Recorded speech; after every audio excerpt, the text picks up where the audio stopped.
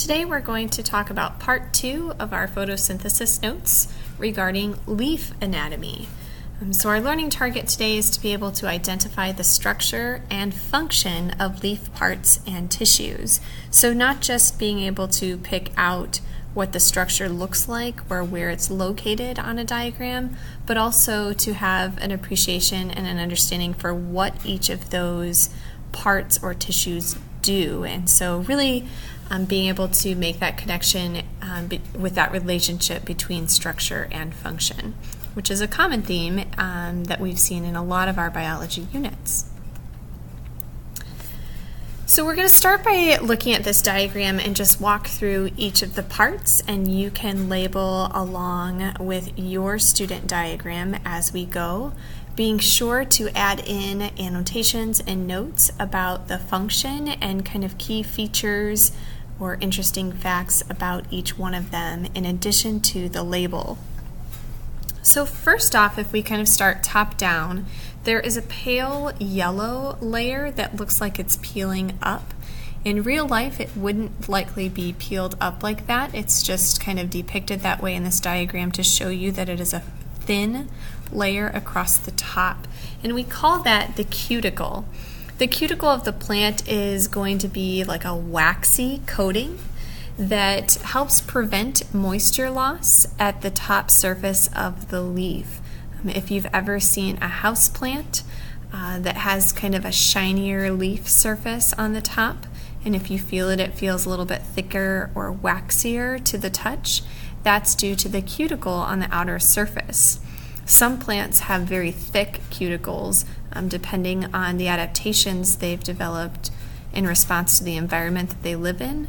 So I think of a common jade or aloe plant that feels very thick and cushy because it has a very thick cuticle as a result of naturally growing in very dry, arid environments. Right below the cuticle is a thicker layer or tissue of cells, and this is called the upper epidermis. So epidermis is going to be a thick, kind of cushy, protective layer in much the same way that our epidermis of our skin protects our bodies too. You'll notice that they're thick and cushy and depicted more empty-like, because there's not a lot of photosynthetic activity going on in the upper epidermis. It's really just a location that's primarily going to be a protective role for the plant. It's called the upper epidermis because it is positioned along the top side of the leaf, more towards the upper region of the plant. Below the upper epidermis then is the next tissue layer of cells all working together with the same function, and these are called the palisade mesophyll cells. These are going to be much more column or long and narrow so that they can pack tightly and closely together. This is going to be the primary photosynthetic site in the cell. And the way that I remember that is because the primary and photosynthetic sites both start with P, as does the palisade mesophyll cells. We also look at the long skinny L in palisade and in mesophyll, and I think of the long skinny cells that make it up. They're depicted in this diagram as green, which is really appropriate because these cells are typically very, very full of chloroplasts, which are labeled in the diagram as well. The idea here is that as sun comes through the top of the plant, through the top of the leaf, that in theory is directed or facing towards the sun due to phototropism, that those sun rays are going to at some point transfer through those cells and be absorbed. That solar energy will get absorbed by the chloroplast in order to convert it to a different form of energy that's more usable for living organisms. At some point, going through that long skinny palisade mesophyll cell, those solar rays will be captured. Their solar energy will be harnessed by the chlorophyll within those chloroplasts before they exit out the other side of the palisade mesophyll.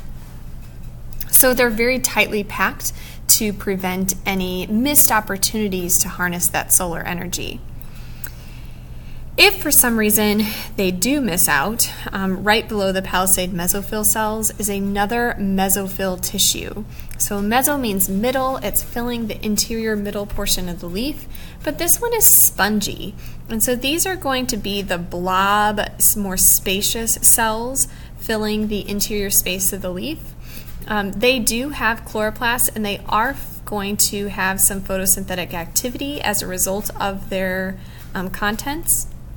And so they will, in theory, capture any escaped solar rays that have bypassed the palisade mesophyll in an effort to increase efficiency of the plant structure. But because they're not as tightly compacted together, there's a lot more space between these cells and in the interior space of the leaf, and that's really helpful to allow space for gas exchange to occur. What we'll see as we get more in depth with the reactions of photosynthesis, we'll see that the plants take in quite a substantial amount of carbon dioxide, but they also release as a waste product a lot of oxygen gas, which is great because that is something that we use for our own respiration.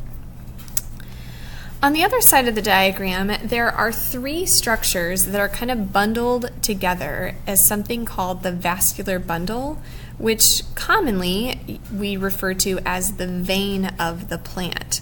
But that bundle is made up of three different types of cells. The first of them I want to point out is the ring surrounding these cells, and that's the bundle sheath cells. A sheath is usually something that surrounds and protects another item. For example, a knife or a sword may be stored in a sheath on someone's belt.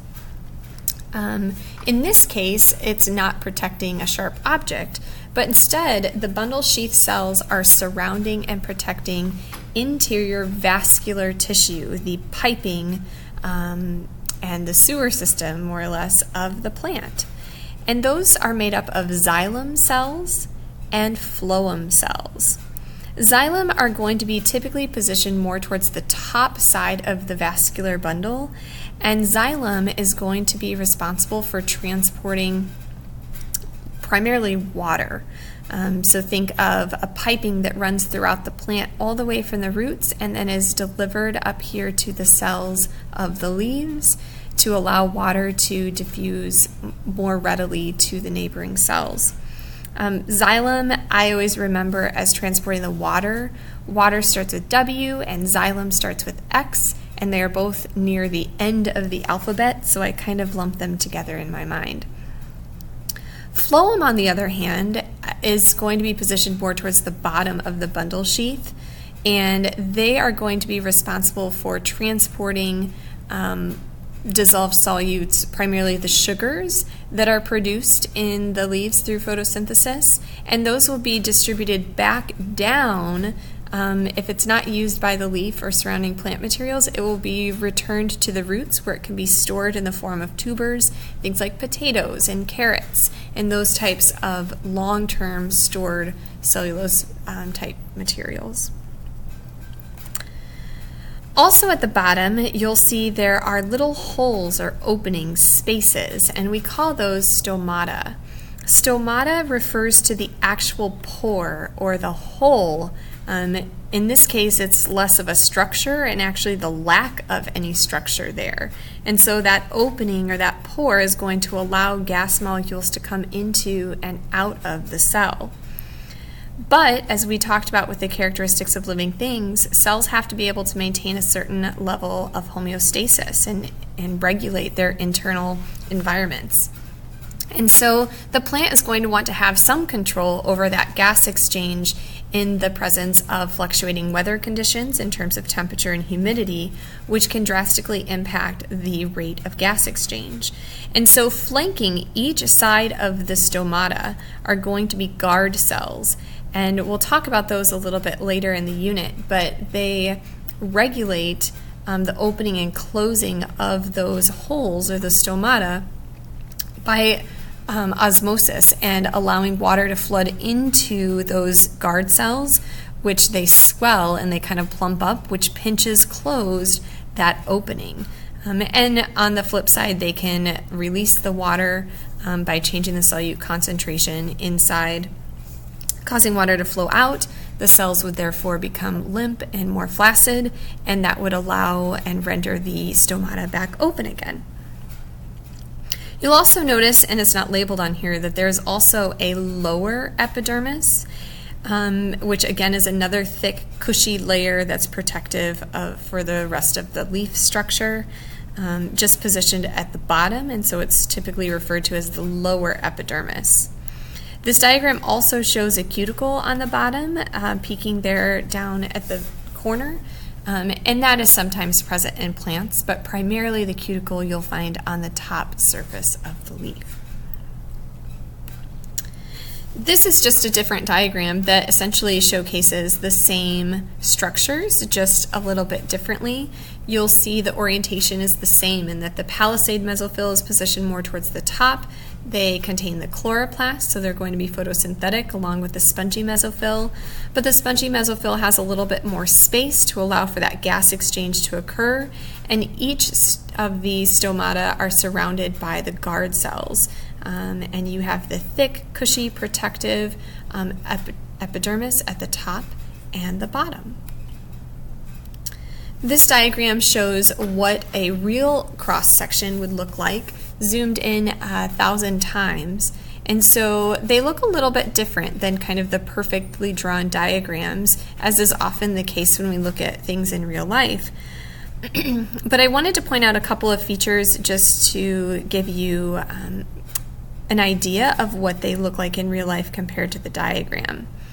So this would be your vascular bundle, and it looks a little bit more messy, but you can see a clear distinction from the surrounding cell parts. Down here we have two guard cells flanking the stomata. And finally we have the palisade mesophyll cells. They look a lot fuller and messier than, say, the upper or lower epidermis that look and appear to be empty, because they are full of the chloroplast and they are a high-functioning cell, very busy and active with photosynthesis.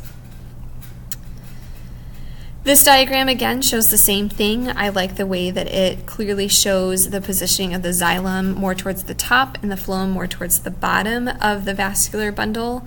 You can see the stomata and the guard cells zoomed in the upper right corner.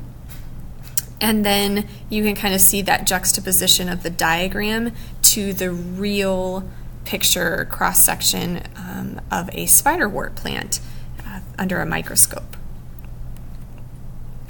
And finally, to close things off, there was this cute little GIF file from the Amoeba sisters that features the palisade mesophyll, and they are all really trying to capture that solar energy. They're tightly compacted and they don't want to waste any opportunities, so they are competing and all saying mine, mine, mine, mine, mine.